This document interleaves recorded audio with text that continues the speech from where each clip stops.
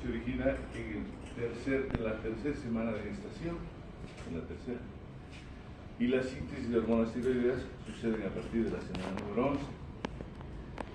Entonces, es importante entender que desde el principio del embarazo, esta glándula ya se está formando y ya está comenzando a liberar hormonas. Por lo tanto, veremos más adelante que de hecho las hormonas tiroideas de la madre no pasan hacia el feto. Entonces, esta glándula, cuando se vaya a formar, deriva de la cresta neural y da origen a las células de la glándula tiroides. Hablando un poco, recordándole un poquito de anatomía, es una glándula que pesa de 12 a 20 gramos. Más allá de esto, podemos hablar ya de bocio. La glándula tiroides está irrigada por la arteria tiroidea, que es rama de la carótida externa, y esta va a irrigar la parte superior de la tiroides. Y la rama tiroidea inferior, que es rama del tronco mayor de la tiroides, irriga la parte inferior. Por lo tanto, es súper importante la irrigación de esta glándula. La irrigación está dada a partir de los ganglios cervicales que va a irrigar esta glándula. Es importante porque probablemente tengamos como un corazón en el cuello, porque muchísimas consecuencias puede tener el mal funcionamiento de esta glándula. ¿Cuál es la función de esta glándula? Produce, almacena y libera las hormonas tiroides en el torrente sanguíneo. De hecho, es una realidad que esta hormona influye en la actividad de casi todas las células del cuerpo que controlan el metabolismo. Hoy en día está muy de moda hablar de trastornos metabólicos. Uno de los principales trastornos metabólicos es el hipotiroidismo. El hipotiroidismo, como consecuencia, nos da otros problemas mayores que los vamos a ver más adelante, y de hecho uno de ellos es la infertilidad, la obesidad, y por mucho que hagamos lo que hagamos, si no tenemos suficiente hormona tiroidea, entonces tampoco las cosas van a funcionar bien. ¿Cómo funciona esta glándula? Esta glándula tiroidea recoge el yodo y lo procesa para transformarlo en hormonas. Imagínense, antiguamente, no estoy hablando tan antiguamente, yo cuando era niño, el control de las sales no era yodada, era yodada a mano. No sé si ustedes han ido a Uyuni alguna vez. En Uyuni comienzan a procesar la sal, y yo me fijé en los lugares donde sacaban sal yodada. Resulta de que agarran y ¿cómo le pones el yodo? No, tal, pues con su manito. O sea, es una sal no bien procesada. Y por eso el Ministerio de Salud ha encomendado unas cuantas empresas tienen la autorización, no todas, la sal yodada. Allí en Uyuni veía que se venía con sello del ministerio y todo, pero era a ojo de buen cubero la cantidad de yodo que se ponía a la sal. Entonces es importante entender en este sentido que la sal yodada tiene que ser bien procesada. Antiguamente Quillacollo era una zona endémica de déficit de yodo. Las personas tenían una gran cantidad de esas, y ya no se ve ahora. Ustedes han visto alguna vez. Yo he visto de niño unas glándulas así, un cuello horrible. Una glándula que es de este tamaño, que se llama bocio, ¿no es cierto? Y es por el déficit de yodo. En zonas endémicas, la carencia de yodo nos lleva a esto. O sea, había mucho trabajo de parte del ministerio para que ya no existan estos problemas de yodo. ¿Por qué? Porque lamentablemente las consecuencias del déficit de yodo son serias, desde trastornos neurológicos, trastornos de sobrepeso, problemas de infertilidad, y por lo tanto pues se convierte en un problema de salud pública. ¿Cómo se regula la función de la glándula tiroides? De hecho, el hipotálamo y la hipófisis de la glándula pituitaria que se encuentra en el cerebro ayudan a controlar, y el hipotálamo libera la hormona liberadora de tiroides, ¿no es cierto?, la tirotropina, y esto estimula la hipófisis para liberar y que se estimule la tiroides, la TSH. Pero si existe alguna falla aquí, y eso lo vamos a ver en una diapositiva más adelante, el hecho de que si falta hormona tiroidea o el cuerpo detecta que no funciona, porque tiene un mecanismo de retroalimentación negativa, si no funciona y está faltando hormona tiroidea, entonces comienza a existir la liberación de estimulantes en abundante cantidad. Y cuando hay mucha liberación de esta hormona, pues terminamos con hiperestimulando, y ahí es cuando existe el crecimiento de esta glándula. ¿Dónde actúan las hormonas? De hecho, para ejercer sus efectos, la T4 se convierte en triiodofirolina, la T3 eliminando un átomo de yodo. Esto ocurre principalmente en el hígado y en ciertos tejidos como el cerebro, donde actúa la T3. Entonces es importante entender, cuando yo voy a pedir un estudio de glándula tiroides, yo voy a pedir, para fines prácticos, voy a pedir la T4 libre y voy a pedir la TSH, cuando yo pido el estudio de hormonas tiroides. Muchas personas suelen pedir la T3 también, pero para fines prácticos es mucho más sencillo pedir la T4 libre y la TSH para poder estudiar algún trastorno en la glándula tiroides. Aquí ya va la parte más importante: ¿cómo actúan o qué acciones cumple esta hormona? Aumenta el índice metabólico basal. Por lo tanto, una persona con déficit de hormona tiroidea puede tener sobrepeso, puede tener obesidad y trastornos en su entorno. Estimula la síntesis de sodio, potasio y ATPase. Aumenta la temperatura corporal. Entonces, por lo tanto, nos ayuda a regular nuestra metabolismo. Aumenta la síntesis proteica, estimula la lipólisis y regula el desarrollo y crecimiento de tejidos nerviosos y de huesos. Fíjense qué importante es esta última parte, donde dice que regule el desarrollo y crecimiento de tejidos nerviosos y de los huesos. Ahora la pregunta es: ¿pasa la hormona tiroidea a la placenta? La TSH materna no atraviesa la placenta. Por lo tanto, por mucho que la madre intente compensar al feto, no atraviesa. La T4 y la T3 solo pequeñas fracciones. La TRH yodo, TSI y la TBI atraviesan la placenta. Eso es importante entender para que sí pueda el feto de alguna manera compensarse. La glándula tiroides del feto recién comienza a concentrar yodo desde la semana 10 a 12. Habíamos dicho que comienza a funcionar a partir de la semana 11 y comienza a formarse la glándula tiroides a partir de la tercera semana. Y tiene un control y funciona mediante la TSH en la semana 20. Entonces, nosotros no podemos regular adecuadamente esta glándula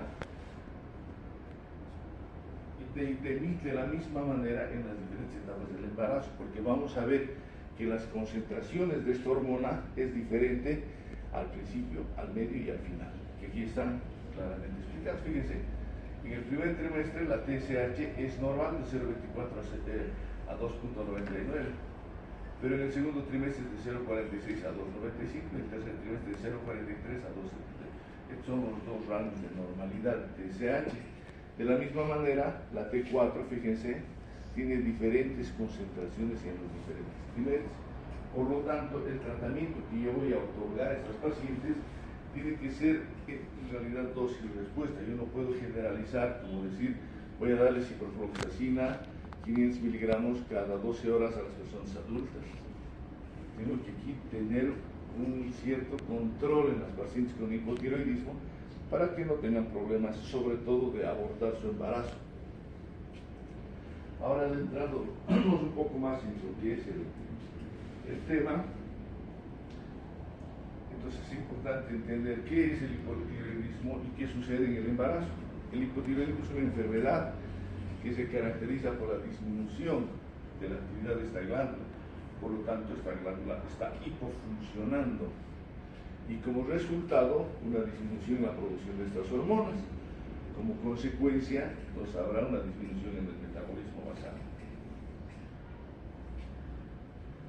Un poquito hablando de epidemiología, fíjense, es una patología metabólica, una de las más frecuentes en la población, y yo diría que es tal vez un poquito mayor en nuestro país, porque son tablas de otros países, de 0,3 a 2,5 en las embarazadas. existen dos partes importantes clínicas. Uno es el hipotiroidismo clínico y el subclínico, y esto lo vamos a diferenciar más por laboratorio que de otra manera. De todas maneras, el hipotiroidismo subclínico es de 2 a 2.5, que lo diagnosticamos casualmente en un control prenatal riguroso, y el hipotiroidismo clínico es de 0.3 a 0.7 en las embarazadas. Contrariamente al hipotiroidismo, existe otra patología que se llama hipertiroidismo. El hipertiroidismo es menos frecuente, que puede ir de 0.1 a 1% de las embarazadas. ¿Cómo las podemos clasificar, estos trastornos del hipotiroidismo? Podemos clasificar de tres maneras. Uno, de acuerdo al sitio del eje del hipotálamo hipófisis ovario, hipotálamo hipotiroides, que es en primario o puede ser central. De acuerdo al inicio, puede ser congénito o adquirido, y de acuerdo a la severidad, puede ser clínico o subclínico. Esta clasificación es muy importante para poder entender en qué lugar podemos encasillar a estas pacientes. La etiología, como podrán darse cuenta, es muy variada. Puede ser primaria o puede ser secundaria o terciaria. Secundaria decimos cuando está un trastorno en la hipófisis, o terciaria cuando hay un trastorno a nivel hipotalámico. Entonces pueden ver, por ejemplo, que el déficit de yodo, la tiroiditis de Hashimoto, la tiroiditis posparto, tiroiditis subaguda, disgenesia o genesia tiroidea, un montón de cosas que pueden ir trastornos primarios que pueden ocasionar el déficit de esta glándula. Y también pueden existir trastornos importantes a nivel secundario o terciario que pueden ser en la hipófisis o en el hipotálamo. Esos trastornos son los que nos pueden ayudar a entender cuál es el origen del hipotiroidismo de una determinada persona. Como se darán cuenta, es una patología que tiene múltiples consecuencias, sobre todo a nivel general. Y vamos a ver bien, ¿qué sucede en una paciente con hipotiroidismo? Uno, lo más grave que siempre, y es bien notorio, una paciente con sobrepeso, lo primero que uno ve, aquí le tengo que hacer de 4 libras a esta persona. ¿Por qué? Porque lamentablemente, pues algo está pasando en su metabolismo, o tiene un déficit en su glándula tiroides, o también tiene hoy una patología que es muy frecuente, que es el hiperinsulinismo, que puede condicionar el momento de eso. Puede producir fatiga, a tolerar el frío, dolor en las articulaciones y los músculos, piel seca, cabello seco y ralo. Puede haber periodos menstruales abundantes o irregulares o problemas de fertilidad. Cuando hacemos estudios de problemas de fertilidad en estos pacientes, en las mujeres que tienen problemas de fertilidad, entonces lo que hacemos es, dentro del protocolo de manejo, tenemos que pedir TSH de 4 libre, porque tenemos que determinar a qué nivel es el problema. Puede existir trastornos de TSH, LH, pero vamos bajando TSH, T4 libre, prolactina, estradiol y todo eso. Pero dentro del protocolo está la solicitud de TSH y T4 libre para determinar si existe algún problema de fertilidad en estas personas. Puede existir alteración del ritmo cardíaco, puede ser lento, puede haber depresión en estas personas. Entonces es un cuadro bastante larvado, lento, pero se va acumulando, no es un cuadro agudo, y dentro de los problemas de fertilidad que tenemos con estas personas es bastante complejo. Entonces es importante entender que sí tenemos que darle importancia, porque lamentablemente, como ustedes se habrán dado cuenta, la mayoría de las mujeres están retrasando su maternidad. Y una consecuencia también es esto, porque como han visto, las causas del hipotiroidismo pueden ser múltiples, y esas las vamos adquiriendo con el tiempo. Entonces es un problema bastante importante. ¿Cuáles son los factores de riesgo? De hecho, el determinar historia familiar o personal de patología tiroidea. Hay personas que desde niños se diagnostican, por ejemplo, en los recién nacidos, si no diagnosticamos oportunamente, se quedan con su hipotiroidismo. Hoy en día los niños les hacen la prueba del talón, no sé si han visto los que han logrado pedir una neonatología. El recién nacido nace y le hacen la pruebita del talón, les pinchan el taloncito, le sacan sangre y comienzan a estudiar esa sangre del fetito y determinan si es que existe o no existe déficit, y si existe o no existe un problema congénito del hipotiroidismo. cuando ya van creciendo, estos niños van teniendo trastornos inmunológicos. Uno de los principales trastornos que se va viendo en los niños es el hecho de que aparece, por ejemplo, vitiligo, es pequeñito. Y cuando aparece vitiligo tengo que estudiar obligatoriamente algún problema de esta naturaleza. Entonces es una historia personal familiar de la patología tiroidea. Tengo que estudiar en pacientes mayores de 30 años como factor de riesgo. En pacientes mayores de 30 años tengo que pedir de rutina pruebas tiroideas. Clínica de disfunción, si vemos un bocio al examen físico, a veces podemos ver bocios subclínicos que no son visibles, pero de hecho comenzamos a tocar y encontramos una glándula mayor a la que normalmente debería existir. En pacientes de diabetes tipo 1, ¿cuáles son esas diabetes tipo 1? Las pacientes que carecen de insulina, no tienen insulina. Y esto generalmente es en pacientes jóvenes. La diabetes tipo 1 es una enfermedad metabólica súper importante también, se las digo entre paréntesis, generalmente existe algún trastorno inmunológico. Ha habido muchas personas que han recibido vacunas de algún lugar y han terminado con una diabetes tipo 1, un trastorno por alguna infección viral, algún problema, que terminaron en diabetes. Abortos a repetición. Personas con hipotiroidismo pueden llegar a tener, y sospechamos, de hecho, el paciente que abortó muchas veces, tenemos que solicitar de rutina pruebas de función tiroidea.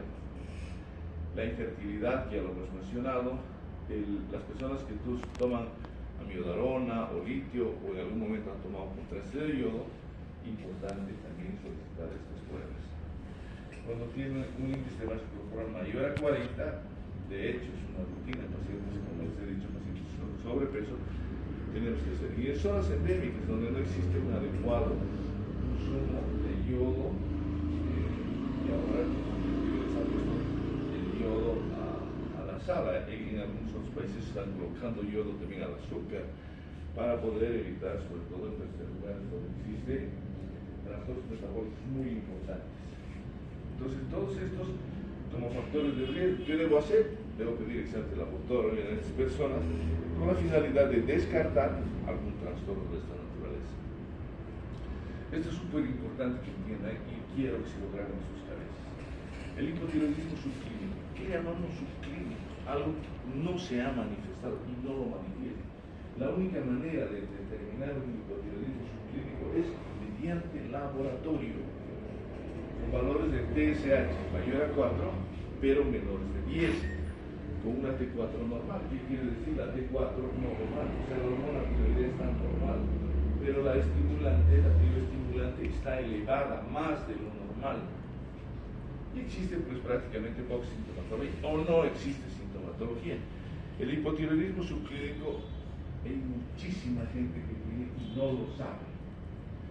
Y por esta TSH elevada pueden llegar a tener un mayor desarrollo porque existe una falla. Entonces, prácticamente el estímulo se manda al cerebro y el cerebro nos dice hay que liberar más hormona y trata de liberar y estimularla, pero a pesar de ese estímulo vemos que su función tiroidea aparentemente está normal porque la T4 está normal, pero ya me tiene que preocupar porque la TSH está elevada. ¿A qué llamamos hipotiroidismo clínico? Cuando esta TSH ya es mayor a 10 y la T4 comienza a bajar. Aquí ya la cosa ya es evidente. Entonces aquí existe una sintomatología bastante aparatosa, como ya habíamos mencionado, todo lo demás. Entonces, súper importante. ¿Qué deben hacer en estos pacientes? Detectar anticuerpos antitiroideos, y estas personas suelen tener datos clínicos ya importantes: sobrepeso, caída de cabello, sequedad de cabello, sequedad de piel, trastornos en la regulación de la temperatura, porque se habrán dado cuenta que esta hormona nos ayuda a controlar todo eso. Entonces es importante entender esto, qué es hipotiroidismo subclínico y qué es hipotiroidismo clínico, porque estas dos entidades son las que nos van a orientar a ver qué tratamiento le doy. Y si tengo un hipotiroidismo subclínico, tengo que tratarlo. Tengo un hipotiroidismo clínico, tengo que tratarlo, porque no puedo permitir que esta persona siga con esto. ¿Cuáles son, mal escrito, están riesgos maternos? ¿Qué riesgos maternos pueden tener las personas que tienen hipotiroidismo? Son los que están mencionados allá. Desde un coma mixomatoso a una anemia gestacional, pueden abortar el embarazo que llevan de por medio, pueden terminar con hipertensión gestacional, pueden tener partos prematuros o pretérminos, puede existir hemorragia postparto y pueden llegar a tener desprendimiento prematuro del paciente. Entonces, como se darán cuenta, no es una patología tan simple. La situación es que puede llegar a tener serias complicaciones de esta patología. ¿Cuáles son los riesgos en el feto? Fetos con bajo peso al nacer, déficit de riesgo motor y cognitivo, que este es el más serio porque en realidad estos niños llegan a tener trastornos serios durante su desarrollo neurológico, y como ustedes habrán visto los que ya han rotado pediatría, cómo tenemos que chequear el desarrollo neurológico del feto. A medida que va creciendo, tenemos que ir viendo la maduración del feto. El feto va a madurar de la cabeza a los pies, entonces el feto comienza a sostener la cabeza, comienza a sentarse, comienza a gatear, y si vemos que existe un déficit en este desarrollo, podemos pensar que tiene que tener un problema tiroideo. Riesgo de pérdida del bienestar fetal. El bienestar fetal sabemos lo que antiguamente manejábamos como sufrimiento fetal. Hoy en día hablamos de lo que es bienestar fetal, entonces puede llegar a tener pérdida de bienestar fetal. Terminamos operando malos resultados perinatales muchísimas veces con estos pacientes. De hecho, es importante, antes de que se embarace la persona, tratar de estabilizar hormonalmente a dosis respuesta el medicamento que se utiliza es la levotiroxina.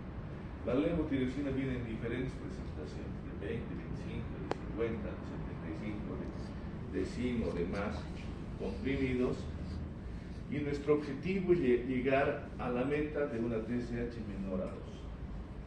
Entonces, idealmente a estas personas, que eso sería lo ideal en realidad en la vida, que las personas vayan antes de embarazarse al médico. Pero ¿cuál es el principal problema? La mayoría de las mujeres van cuando ya están embarazadas. En la experiencia de vida que tengo como médico, ya son 30 años, les puedo decir que de 100 mujeres probablemente una va y dice: ¿sabe qué, doctor? Quisiera embarazarme, quisiera saber si estoy bien para que yo pueda embarazarme. Y la mayoría de los médicos le piden un hemograma, le piden un parcial de orina, como si eso fuera. Hay que pedir este tipo de hormonas, hay que pedir otras cosas que me ayuden y me orienten a decir qué es lo que está sucediendo en esa persona. Si tengo un déficit de esta hormona, la puedo equilibrar, y cuando nazca su bebé o cuando vaya a estar embarazada, ir regulando la dosis de la hormona tiroidea, de la levotiroxina, para poder manejar adecuadamente.